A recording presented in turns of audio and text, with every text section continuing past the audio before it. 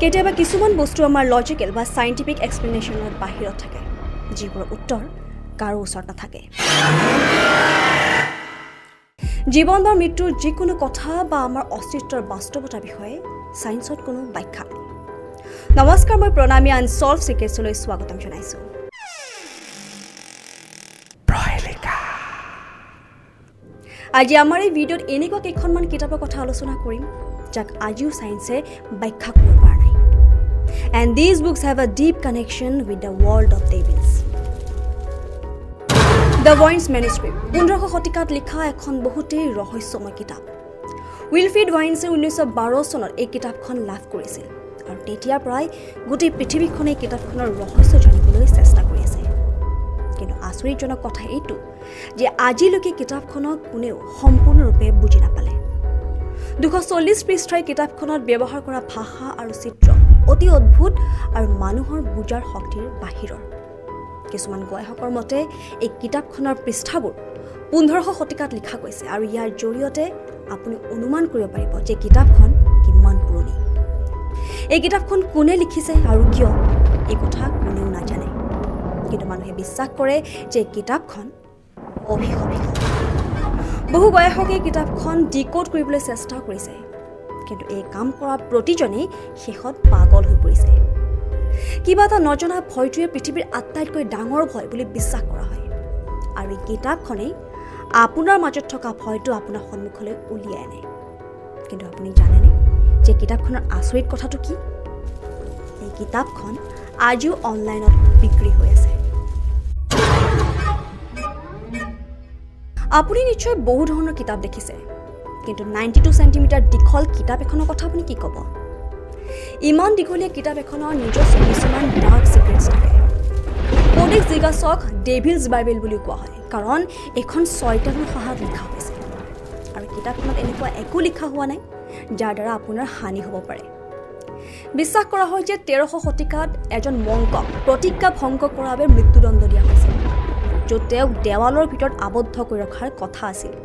আৰু এই শাস্তিৰ পৰা বাচিবলৈ মংজনে এটা প্ৰস্তাৱ দিছিল যে তেওঁ এটা ৰাতিৰ ভিতৰত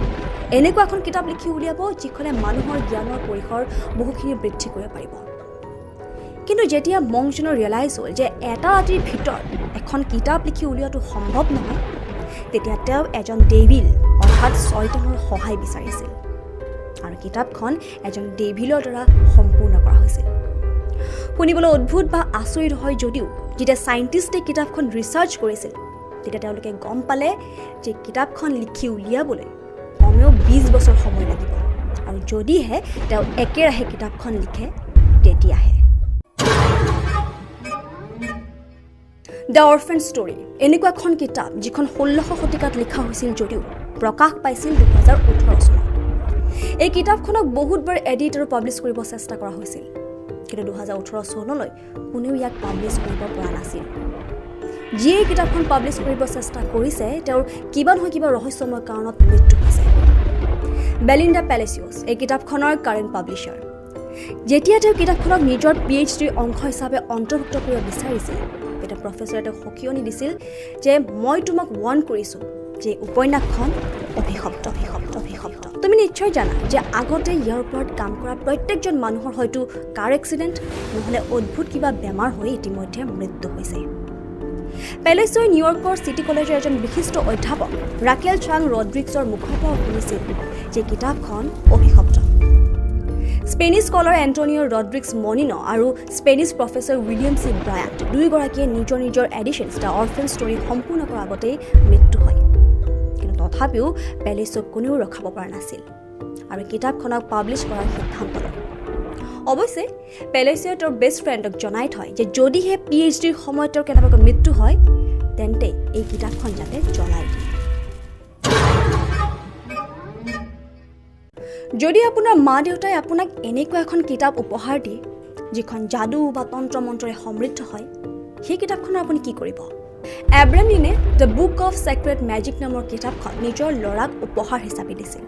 আৰু এই কিতাপখন পঢ়াৰ কাৰণে বহুতো মানুহে প্ৰাণ হেৰুৱাব লগা হৈছিল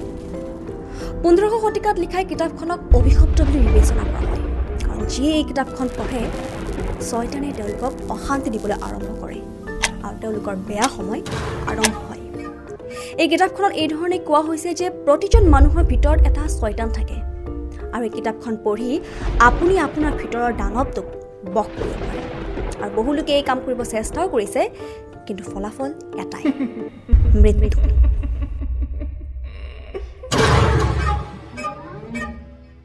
কিতাপ পঢ়ি আমি বহুতেই ভাল পাওঁ কিন্তু প্ৰশ্ন হ'ল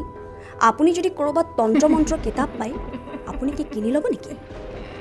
দ্য আনটাইটেল গ্ৰিময়ৰ্ছ নামৰ এখন তন্ত্ৰ-মন্ত্ৰ কিতাপ 2013 চনত $14,000 বিক্ৰী হৈ আছিল এই দুখন কিতাপ পাৰ্চিফোন এড্ৰাষ্টে এৰিনে 1960 চনত লিখিছিল 250 পৃষ্ঠাৰ হাতে লিখা এই কিতাপখনত কলা যাদু তন্ত্ৰ-মন্ত্ৰ আৰু আত্মাক বশ কৰাৰ সকলো প্ৰক্ৰিয়া দিয়া হৈছে কিন্তু ইয়াতো এটা আশ্চৰ্যজনক কথা হ'ল যে কিতাপখনৰ প্ৰথম পৃষ্ঠাত এটা ৱাৰ্নিং দিয়া হৈছে যে যি ব্যক্তিয়ে তন্ত্ৰ-মন্ত্ৰৰ বিষয়ে নজনাকৈ কিতাপখন পঢ়ে তেওঁ ইয়াৰ বাবে বহুত ভুগিবলগীয়া হ'ব পাৰে আৰু এই কিতাপখন পঢ়াটোৱে আপোনাক বিপদত পেলাব পাৰে বা আপোনাৰ হানি কৰিব পাৰে গতিকে পাঁচখন কিতাপ হৈছে এনেকুৱা কিতাপ যাক ডাৰ্ক আৰু মিষ্টেৰিয়াছ হিচাপে বিবেচনা কৰা হয় যাক আজিও চায়েন্সে ব্যাখ্যা কৰিব পৰা নাই কিন্তু আপুনি কি ভাবে এই কথা কিমান যুক্তিসংগত সঁচাকৈ এই কিতাপ পঢ়ি কাৰোবাৰ মৃত্যু হৈছে নেকি সঁচাকৈ এই কিতাপ পঢ়িলে ছয়তানে আমনি কৰে নেকি নে এইবোৰ মানুহৰ মনে সজা কাহিনী আমাক কমেণ্ট ছেকশ্যনত জনাব লগতে আপোনাৰো যদি কিবা তেনেকুৱা অভিজ্ঞতা আছে বা এনে কিবা কিতাপৰ বিষয়ে জানে তে আমাক কমেণ্ট কৰি জনাব নাপাহৰিব আশা কৰিছোঁ আপোনালোকে ভিডিঅ'টো চাই ভাল পাইছে আমি আগলৈও এনে ধৰণৰ ভিডিঅ' আনি থাকিম তাৰ বাবে চাই থাকিব প্ৰহেলিকা দ্য আনছল্ভড চিক্ৰেটছ